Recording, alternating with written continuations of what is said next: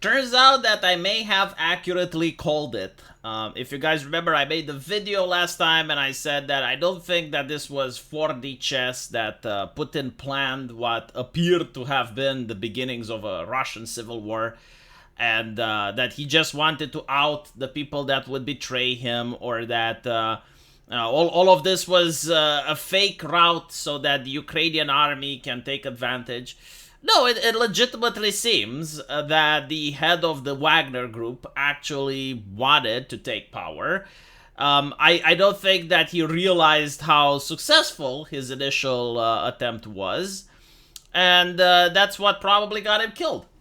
So, a little bit of history for those of you who just tuned in and you don't know who the Wagner are. They're a military force that is mercenary in nature. It's used by Russia. I think it's almost exclusively used by Russia. And they're doing this in order to distance themselves from certain conflicts. So, for example, if they wanted to invade Crimea and also justify themselves at the international scale that they're not, then they would say, well, it's just some little green men over there, like, we have nothing to do with this. Or if there's some atrocities committed someplace, they would say, well, it's not our military doing this. Or it's to cook the books. Basically, after a conflict, the Russian government has to say how many people died. Well, they usually talk about how many Russian soldiers have died. They don't talk about how many Wagner casualties there are, because they're mercenaries. They're not part of the official Russian military. So this is why the Wagner group exists. But by having mercenaries, you open yourself up to certain problems. Usually, mercenaries enjoy two things. They enjoy getting paid, and they enjoy not dying. So when the battle becomes tough, or when the pay doesn't arrive, well, it ends up with the problems that we saw here. In the case of the Wagner group, from what I understand, Russia wanted to incorporate them into the official military. And other mercenary groups have signed, but the Wagner group didn't. And this caused a lot of friction between Moscow and the leader of the Wagner group, which is Mr. Prigozhin. And the frictions escalated to the point where Prigozhin called out the Russian high command, saying that they're not giving them enough ammo. It's very difficult for them to fight, and because of that, the casualties are very high. He showed the mountain of corpses and basically was shaming the Russian high command, something that you don't really do in an authoritarian state without having consequences. So, things got even worse when he decided to march upon Moscow. I think that when he started marching upon Moscow, he thought that he would be stopped right away, that he would receive a phone call or something like that. I don't think that he believed people would be that happy to see him. And what ended up happening is, like, some soldiers even defected. There were, I think, like, even a couple of conflicts where a helicopter was shot down by his forces. But mostly, like, people were chanting his name in the streets. And I think at that point, Prigozhin became the second most popular guy in Russia after Putin. And they both knew that. So I was actually surprised when he was allowed to simply walk away after, especially, again, there were reports of some Russian military helicopters being shot down, right? So those people probably had family members, and they wanted to know, like, okay, well, when are these people going to be brought to justice? So it was interesting because they managed to sign a sort of agreement that Prigozhin is going to be in exile in Belarus. And I think it also included that some of the Wagner members are going to be incorporated into the Russian military. So for a couple of months, all was fine. Actually, 2 days ago, I saw Prigozhin, as you can see him in this picture. He was in Africa, supporting, I think, like, the people from Niger. And it was a little bit of a shock when the people who follow these events noticed that his plane crashed down. Now, no one actually believes that this was an accident. And even if it was an accident, I don't think anyone will be able to convince people that it was.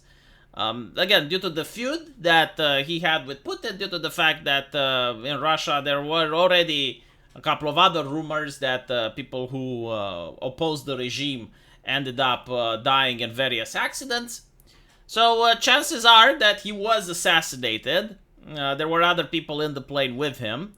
The Russian government is going to do an investigation into the matter. Still, I guess Putin's word is useless now. Right? Like, a lot of people were asking, like, why doesn't Ukraine want a ceasefire? Why don't they come to the negotiation table? Well, it's, as you can see, the regime doesn't have a word, that doesn't respect its promises. You can't just say that, okay, well, this guy is allowed to go into exile, and then he ends up falling from the sky like this.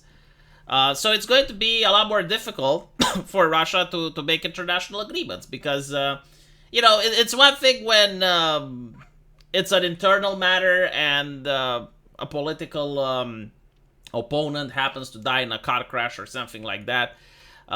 Usually the international press isn't really that paying attention. But due to the conflict with Ukraine, when all the eyes are on this corner of the world, and this happens, yeah, I think that a lot of people are taking notice, and they are going to be viewing Russia incredibly less trustworthy. And I don't blame them. I definitely think that this is the case. I saw Sticks X and Hammer suggesting that in the United States the assassinations are being carried out stealthily, because in the Western world assassinations are being viewed as I can't even say dishonorable. I mean, it's not even illegal, but it's viewed like crossing a Rubicon, basically. It's something that doesn't get done. While in Russia, they're done in the open. I mean, I don't know, like, they are trying to hide it, to be honest. Like, from what I'm saying, like, the Russian officials aren't saying that this was an assassination attempt. They're saying that they're looking into it and blah, blah, blah. But again, it just looks really bad. I mean, there's no way you can spin this around, right? Especially, like, so soon after the spat between Putin and his chef. Yeah, for those of you who don't know, Prigozhin actually had a couple of restaurants in Moscow that Putin loved to frequent.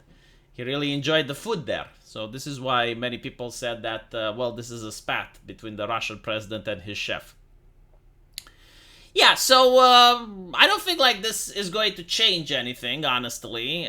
Maybe, like, some people from the Wagner group are going to be demoralized due to his passing, but I don't see even that happen. I think this is going to continue business as usual. I saw people saying, oh, well, now it's going to be civil war in Russia. Now you're going to see the Wagner group demanding vengeance. No. I don't think that's going to be the case.